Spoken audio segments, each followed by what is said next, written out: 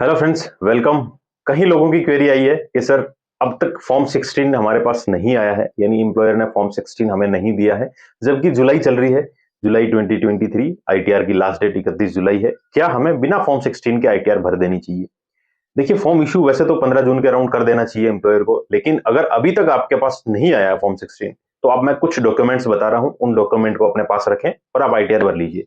उन डॉक्यूमेंट से देकर आप आईटीआर इजीली भर सकते हैं, फॉर्म 16 की भी जरूरत नहीं है। सबसे पहले मैं बोलूंगा सैलरी स्लिप। सैलरी स्लिप आपके पूरे 12 महीने की सैलरी स्लिप आपके पास रखें, ताकि आपको पता चल जाए कि आपकी इनकम में सैलरी का पार्ट कितना है, उसमें डीए कितना है, बेसिक पे कितना है, उसमें एचआरए कितना है, एलटीसी का कोई आया है अमाउंट तो वो कितना है। ये सारी बाइफरगेट करके आपको मिल जाएगी किस हेड में कितनी आपकी इनकम हुई है, या किस जगह आपके कितना इनकम का सोर्स है।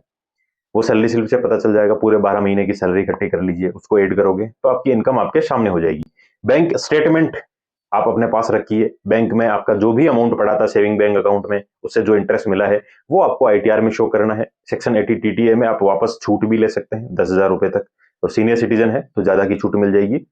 बैंक स्टेटमेंट आईटीआर भरते टाइम अपने पास रखें। थर्ड है फॉर्म 26S। फॉर्म 26S आप ई फाइलिंग पोर्टल से जहां आप आईटीआर भर रहे हैं वहीं आप डाउनलोड कर सकते हैं। आप इनकम टैक्स रिटर्न वाले टैब में जाइए, जहां आप आईटीआर भरते हैं वहीं आपको फॉर्म 26S डाउनलोड करने का ऑप्शन मिल जाएगा। कैसे डाउनलोड करना है, डिस्क्रिप्शन में एक वीडियो दिया हुआ है जिसमें आप देख सकते हैं फॉर्म 26S डाउनलोड कैसे करेंगे। अब 26S का फायदा क्या है? 26S का फायदा ये है, आपका कोई टीडीएस कटा है, टीसीएस कटा है, आपने एडवांस टैक्स डिपॉजिट कराया है, या सेल्फ असेसमेंट में कुछ डिपॉजिट कराया है, वो सारी इंफॉर्मेशन आपको 26S में मिल जाएगी।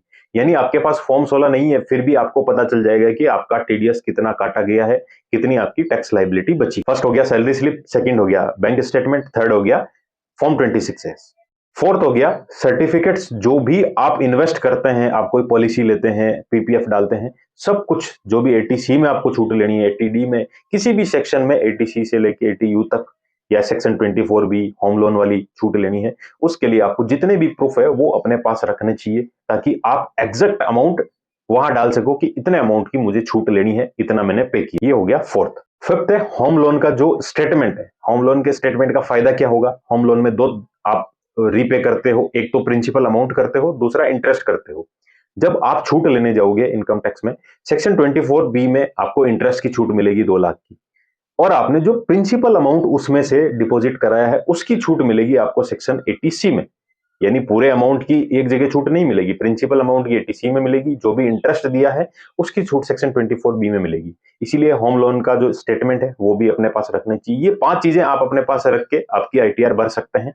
अगर फॉर्म 16 नहीं भी आया तो भी कोई इश्यू नहीं है, और आपको लगता है कि आप आईटीआर भरने में सक्षम नहीं है, आपसे कोई गलती हो जाएगी, फिर आप अपने किसी प्रोफेशनल को हायर कर सकते हो, किसी सीए से आईटीआर भरवा सकते हो। अदरवाइज मेरे चैनल पे आईटीआर की इन्फॉर्मेशन स्टेप बाय स्टेप मैंने आईटीआर भर के भी प्रोवाइड की है। आईटीआर 1 मिल जाएगी आपको, आईटीआर 4 मिल जाएगी, और आप किस आईटीआर भरने के लिए एलिजिबल है उसका वीडियो भी मिल जाएगा। इन्फॉर्मेशन अच्छी लगे तो चैनल को सब्सक्राइब कर सकते हैं।